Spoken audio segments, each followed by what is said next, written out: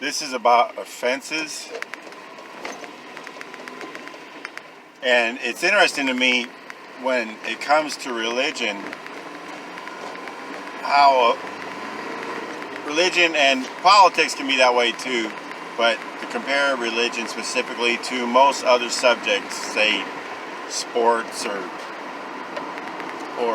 knitting or cooking or something, there's this wariness, it's almost fear, so much tension when a discussion comes up between people of goodwill. Even there won't be a willingness to just discuss because there's this horrific fear of offending, and sometimes of being offended, because people think, well, I might be offended and then I won't like this person anymore, I won't see them the same way anymore. And you can say, well, that makes sense compared to cooking. Nobody's gonna say, how dare you, I can't believe you use margarine that way, or what an abuse that is to sugar, the way you do that. I don't know, maybe serious cooks would get that way, but it's like, I've always felt like it's an outside thing, like it's a spirit. It's the shut up spirit that's everywhere, and it is in politics, and it's in other places, but things that have to do with more substantive things, we have become convinced that it is basically illegal. We have created this law that thou shalt not speak of such things. They call Christians evangelical, and the last thing they should ever do is evangelize. Jeez, man. And that's just so crazy to me that we self-censor, we self-shut ourselves up for this dreaded fear that we might offend someone. And I love discussing things, and I won't say I've never been offended or offensive. I've been both of those things. But it's kind of like the whole thing with the China virus. It's like they want it to be that there will never be ever any risk ever to one single human being ever. We must eliminate all risk. If you apply that to everything in life, like driving cars or going to work or stepping out of bed, no one would ever do anything ever. And it's effective in religious discussion because no one, when they apply that, they never talk about anything except when they agree on everything. And it's sad. It's just sad because it's boring. It's boring not to be able to talk about things you disagree about, and we have to insult each other and, oh, you're this or you're that. We label each other, and it creates this wall. I understand when you know someone, you can tease each other, and maybe that's just a sign of not knowing someone. You know them, you tease them, hey, you're this or you're that, and it's all in good nature.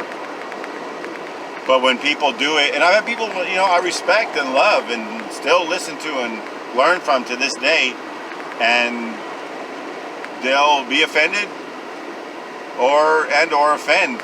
And I'm not looking to get offended. I usually laugh when people insult me. Now that I've matured a lot more, I was always that way in the world, but for some reason when I came into religion, all of a sudden I found this new thing to be offended about. And now I realize, well, the way I was about things before, because in the world they'll insult you about anything. They'll insult you about the beer you drank or something. And now I see it's the same way. There's no purpose in getting offended. I understand not trying to offend someone. You're trying to reach someone. But once it's established and once you know, hey, we get each other. We're not trying to offend each other. We just have beliefs that aren't the same. Let's talk about it. Let's reason together. And I see all these differences from the extreme I've just been describing to the guy literally standing on the street corner screaming at people they're about to go to hell if they don't listen to him and do what he says. And I think of how Paul dealt with things. I mean, he is certainly a good example. He's a great man who wasn't God in the flesh. And he got offended. Aaron Budgeon illustrated that beautifully in his teaching on the book of Acts, how once Paul got very mad, he got very angry, and he said, you're blood be on you, you know. And then he went next door. It's a funny little story he tells it. I think it's in Acts chapter 18. But that's what happens. You get offended, you get angry. You're angry because of fear, because what it is you're not so sure in what you believe.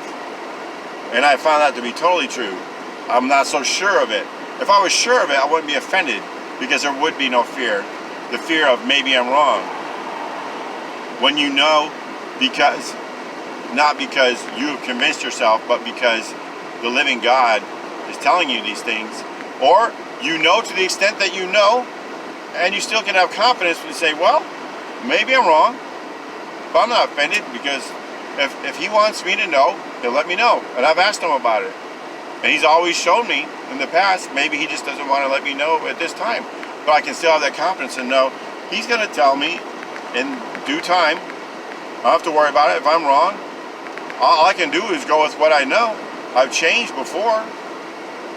And I don't feel ashamed about that. I don't feel embarrassed about that.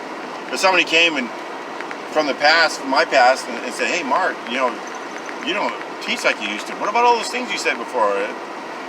I don't think I'd feel really apologetic. I mean, if they were really hurt or something, I'd say, hey, all I can tell you is that's what I knew to be true, so I taught it. That's what I believed.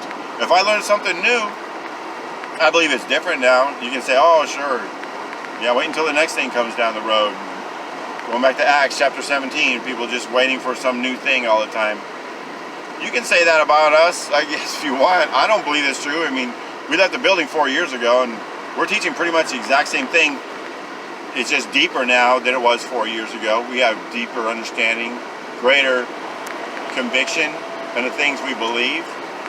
It's just, I wish we could talk to people. My God, as soon as there's a disagreement, oh, I don't want to debate, I don't want to argue. Okay, let's don't call it a debate, let's don't call it an argument. Let's just call it a discussion about getting down to the truth of what things are. Because it's not necessary to shelve every single disagreement for fear of offense. It really isn't. We're all grown up here. You can, I mean, well, just take my wife and I mean, 99.999% of the world disagrees with us. And when I say the world, I mean the religious world. I don't mean the worldly world. That's a given. In fact, there might be more of them that agree with us in spirit, because they hear what we say and it makes sense. They just don't want any of that religious stuff, which they throw us in the basket with. They don't understand that